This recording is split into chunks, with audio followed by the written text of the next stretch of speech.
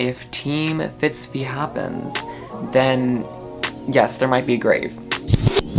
Hello everyone, my name is Troy and welcome back to the KotLC Fanbase. Today I'm going to be going over some more KotLC fun facts that you probably didn't know or probably didn't realize. This has been a recurring series on our channel and you guys always love these videos pointing out some things that you probably didn't realize before and some things that we know from like Shannon Messenger's interviews and stuff, and so I hope you guys enjoy this one as well. Make sure to leave a like on this video, subscribe down below if you haven't already because not a lot of people that watch our videos do subscribe. Without further ado, let's get straight into it. The first fact is that KotLC has over 150 characters from, you know, big to small. Like over 150 people have been mentioned, and that's just how you know this is a big series. Not a lot of series have that many characters. We've had to like memorize all these different arcs with all these different characters, and it's kind of crazy. Number 2, by the end of Nightfall, Sophie had visited the healing center 27 times, and I just feel like Ellen is such a big character in the books because of Sophie's like clumsiness almost. It feels like every single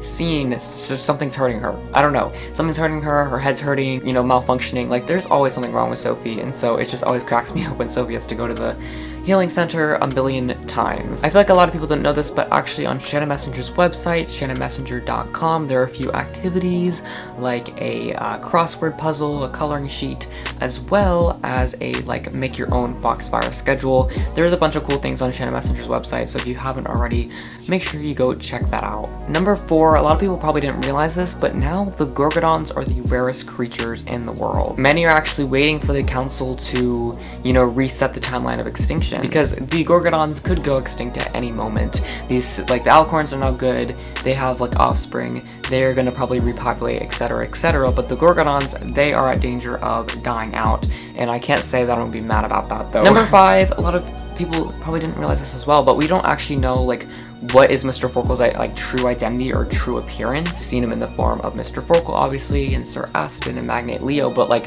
which one is his real form? Is it Magnate Leo or is it something else entirely different? Like do we even know his true form? Like this is something that we just have to speculate about. Number 6, Pyrokinetics actually have a higher body temperature than other elves, which makes them able to, you know, control and regulate fire. This does not like go with Everblaze though. Like Everblaze can actually burn through a pyrokinetic, but like other types of fire that they do create cannot like actually, you know, like burn a pyrokinetic. Number 7, Blur shares an ability which is phasing with Fernan, Babblos, Jency's older brother, and also Councillor Darek. But Blur has said that he's not a councillor, so if we do some thinking here, the only other confirmed phaser of this series is Fernan Babblos, which is Jency's brother. So our biggest theory that we can make from this information is that Fernan is Blur, Jency's brother. Number 8, we still do not know what Roy looks like because he has always worn an Adler, a sort of face scrambler. So this is actually really true, and I was kind of shocked when I was researching, because like so true though, like we've actually never seen what Roy looks like. We've all made guesses,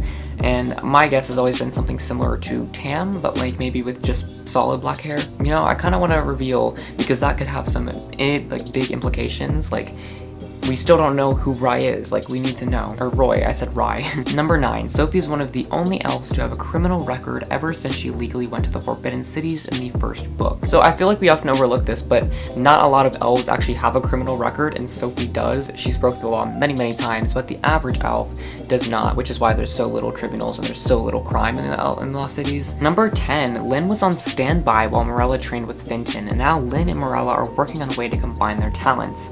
Lynn and Marella are said to be training a lot together by Wiley. A lot. And now this is where Marella comes in, and I'm so glad like Shannon's leaving this up for interpretation, because I feel like if Marella happened in the series, that would just like answer all my prayers. There's just been a little bit of like chemistry between Lynn and Marella. They're trying to combine their talents, but if they're training a lot and like a lot, maybe that could mean they're trying to get to know each other or whatever, or they're secretly dating or something. We don't know. Number 11, Amy wasn't supposed to be born because her mom, Emma Iris Foster, was deemed infertile to have a baby when Sophie was given to the Fosters, the Black Swan, knowing that one day Sophie would go to the Lost Cities, gave Emma a secret elven fertility treatment so she could have a biological daughter. Amy wasn't actually supposed to be born, and that's kind of sad because Amy is such a great character, but I think it makes us kind of like appreciate that Amy was actually born, you know, because I love Amy. Number 12, many gnomes who work at Havenfield live in a grove of tree houses on the property. The gnomes actually live at Havenfield. Like, I didn't even like think of that. I assumed that they lived at Haydenfield, but like I feel like there was going to be some sort of like part of the house that was dedicated for the gnomes, but no, they live in like tree houses off the side of the property. I love that. Love that for them. Number 13, Roy's parents worked in Mysterium, suggesting that his parents were talentless. Could this be motive for rebelling? I feel like all the like Never Seen have some sort of like impact around like being talentless or like their abilities being forbidden. I feel like they're just wanting to, you know, kind of get equity. This could be like Roy's kind of thing. He's like, my parents were mistreated due to like this whole system. My parents were talentless and they were scorned. Now I'm going to scorn everyone else. In book 8, Legacy, Marika showed Lady Gisela Minette Sensen that she was a Siniopath, and Gisela said, I will come for you soon, meaning that she would either forcibly take Marika to the Never Seen or recruit her. This kind of makes me a little bit nervy. I think I overlooked this the first time I read it, but like, I love Marika. She's one of my top 5 characters, and if she gets captured by the Never Seen, I'm going to be very, very upset. But it is going to give her some page time, and we stand that because I want Marika to have more page time. So it's like a good and a bad thing, but like I hope Marika's okay. But I mean, I love that Marika has this talent. Like, I was so shocked and I was so loving it. I was living for it when it happened. 15, Shannon once said that her tombstone would read, "Here lies Shannon, murdered by Team Blank." And I'm absolutely for this. If Team Fitz happens, then yes, there might be a grave. I think Shannon has gotten herself into a lot of trouble. Number 16, Sir Conley might be part of the Black Swan because he gave Sophie a book on fire catching, which helps her bottle Everblaze later on in the first book. The Black Swan manipulates her into doing this, so it's a possibility that the two are correlated, although it could be a coincidence. Although, like, why would Shannon just want to be addressing this right now? The word Panikes comes from the Greek Panikes meaning all healing, Pan meaning all, and Akis meaning a cure. So really, Panikes should be pronounced Pan-Akis, even though Sophie says it, so it rhymes with pancakes.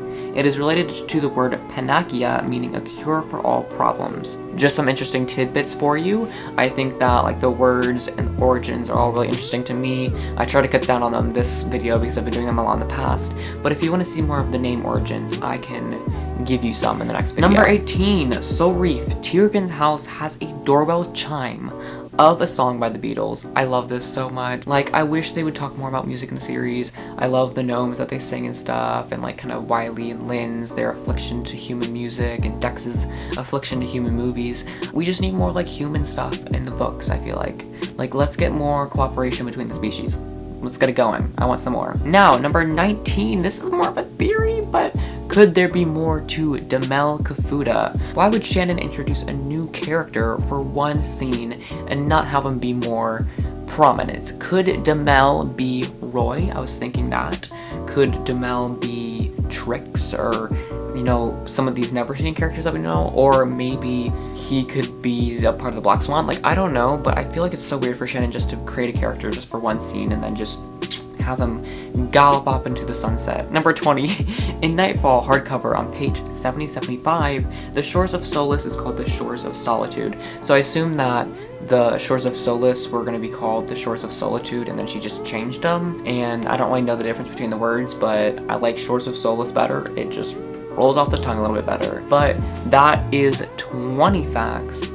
Speed running through that, and I feel like I just overloaded you with information, and I feel like I say this every single video. Anyways, thank you so much for watching. I had a lot of fun doing this, and if you did enjoy, make sure to leave a like on the video. Please make sure to subscribe to the channel down below, because like I said, some of y'all are gonna be watching and not subscribed, and I'm actually gonna be like kind of upset about you. So make sure you do so, subscribe, and please hit the notification bell. I think only like 10% of our subscribers have the notification bell on, which is sad. We need to get that higher, so please hit the notification bell, set it to all so you get our notifications when a new video goes live. Comment down below any fun facts that you have for me, or some of your reactions to the fun facts that I had in the video. I want to talk to you guys. Please comment down below. I will reply. Thank you so much for watching. Have a great rest of your day. Share this video with a friend, and I will see you guys next time.